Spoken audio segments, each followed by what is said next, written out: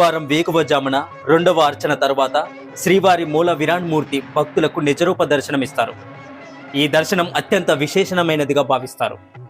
నిజరూప దర్శనం యొక్క విశిష్టతలు ప్రతి భక్తుడు తెలుసుకోవాలి. గురువారం రోజు సాధారణంగా శ్రీవారి నొసటన పెద్దగా ఉండే పచ్చ కర్పూరపు నామాన్ని బాగా తగ్గిస్తారు. నామాన్ని తగ్గించడం వల్ల ఆ రోజంతా భక్తులు శ్రీవారి దివ్యమైన నేత్రాలను స్పష్టంగా దర్శించుకునే మహద్భాగ్యాన్ని పొందుతారు. అందుకే ఈ దర్శనాన్ని నేత్ర దర్శనం అని కూడా అంటారు. ఆ రోజు స్వామివారికి విలువైన ఆభరణాలకు బదులుగా కేవలం పట్టు దోవతిని ధరింపజేస్తారు. కిరీటాన్ని తీసి తలపాగలాగా పట్టు వస్త్రాన్ని చుడతారు. గురువారాన్ని శ్రీవారికి అత్యంత ప్రీతికరమైన రోజుగా భావిస్తారు. ఆ రోజు ఆలయంలోనే కాదు, తిరుమల పరిసరాల్లో కూడా సిబ్బంది చిన్న తప్పు చేయడానికి కూడా భయపడతారు. ఎందుకంటే పుణ్యకార్యాలు చేసేవారికి ఆ రోజు స్వామివారు నిజ రూపంలో కనిపిస్తారని, వారి కష్టాలను తీరుస్తారని ప్రగాఢ విశ్వాసం.